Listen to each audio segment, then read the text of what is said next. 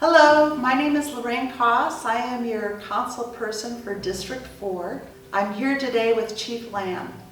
He is not only chief of our fire department, but director of our emergency operations.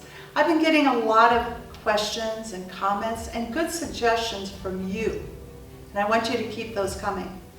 We're going to have time in the coming days to get those questions answered, and we're going to start today with Chief Lamm. Chief, during a hurricane, there are certain steps we're supposed to take. I've heard them described. It's a formula, 5 points, right? 1, know the risks.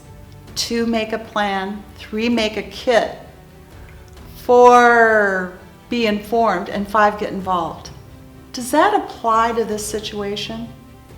So that is another great question. There are 5 different resources out there that we use during a hurricane, and certainly not all of them are applicable to this event because it is a medical emergency, but certainly a majority of them are. And I think the biggest one is know the risk.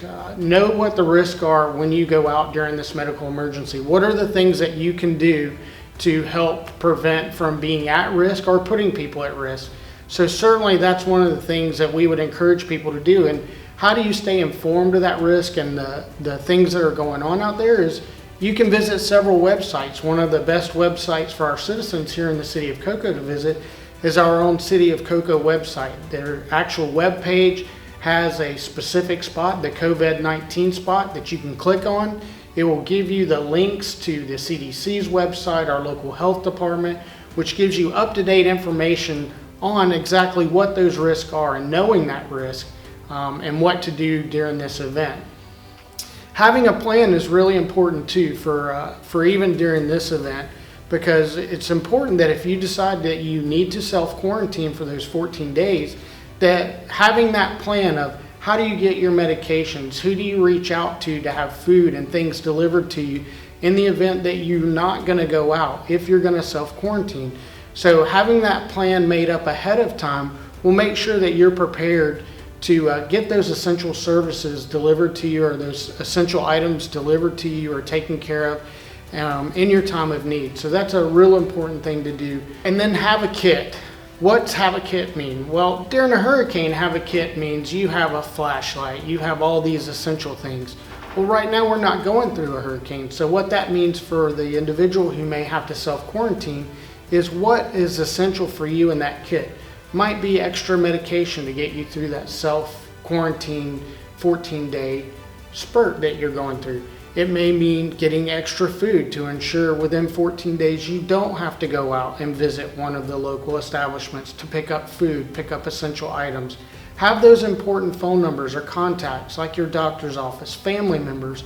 Have those things ready and available to you. So again, when you self-quarantine, you are truly doing what you can to help flatten the curve. And then getting involved. How can we get involved? And a lot of people ask on a daily basis, well, I'm quarantined at home. Can I really get involved? Well, sure you can. And you're already getting involved by self-quarantining yourself at home, because you are eliminating the threat of getting one of our Group A people that we had talked about earlier infected or subject to being infected by this COVID-19. So just that one simple ability for you to quarantine yourself at home by self-quarantining, you're getting involved by saying, look, I'm going to do whatever I can do to flatten this curve and help my community get better and help us as a nation as a whole to get better and really kick this thing out and get us back to where we were before COVID-19 struck. Well, thank you so much, Chief Lamm, Absolutely. for answering those questions. And this has been really good for me and for the questions and comments, the suggestions I'm getting from the citizens of Cocoa. I hope you will keep those coming.